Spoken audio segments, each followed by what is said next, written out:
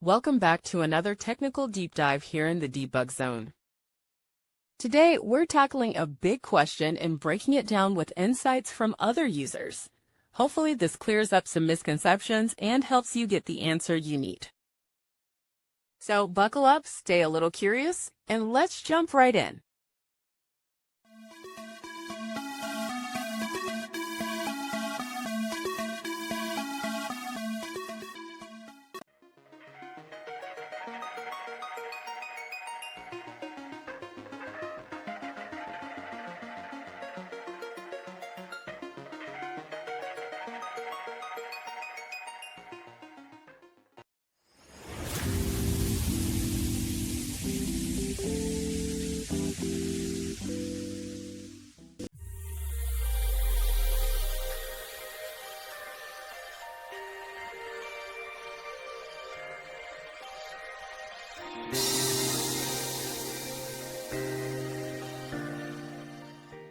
And that's a wrap.